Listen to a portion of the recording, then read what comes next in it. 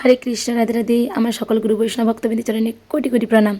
তো আজ রথযাত্রার তৃতীয় দিন। তো আমার বাড়ি থেকে নিয়ে যাব জগন্নাথ দেবের জন্য যে ভোগ। তো জানি না কতটুকু রান্না করতে পারবো। তো আমার গোপসনাদেরও ভোগ নিবেদন করা হবে, আর সেই ভোগ নিয়ে যাব জগন্নাথ দেবের জন্য। আমাদের কাঁথিতে পাশাপাশি রথ হয়, তো খুব সুন্দর। ইস্কনেও রথ হয়, তো তার জন্য নিয়ে যাব ভোগ রান্না করে। জানি না কতটুকু রাধারানীর কৃপায়, জগন্নাথ দেবের কৃপায় রান্না করতে পারবো, গুরুদেবের কৃপায়।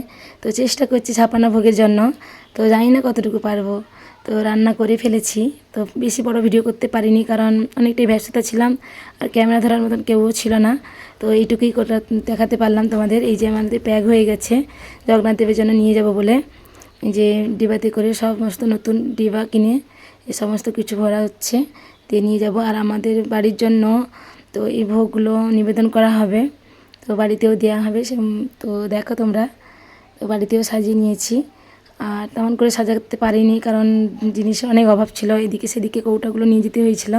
তো সেখানেও ভোগ নিবেদন করা হয়েছে, আর এখানেও ভোগ নিবেদন করা হয়েছে আমার বাড়িতে। আর এই যে জগন্নাথ দেবের জন্য নিয়ে গেলাম, তো এটা আমার বাড়িতে ভোগ নিবেদন করা হলো। তো 58 রকমের আইটেম হয়েছে, অতটা বেশি পারিনি। তো গুরুদেবের কৃপায়, রাধারানীর কৃপায়, জগন্নাথ দেবের কৃপায় তো এইটুকুই করতে পারলাম। তো জানি না কতটুকু কেমন হয়েছে, জগন্নাথ দেব কীভাবে নেবেন। তো তোমরা অবশ্যই কমেন্ট করে জানিও কেমন হলো, ঠিক আছে। তো আজ এই পর্যন্তই। তোমরা সবাই ভালো থেকো, জগন্নাথের কৃপা লাভ করো সবাই মিলে। তো সবাই মিলে এরকমভাবে ছাপানো ভোগ নিবেদন করো ভগবানকে। হরে কৃষ্ণ।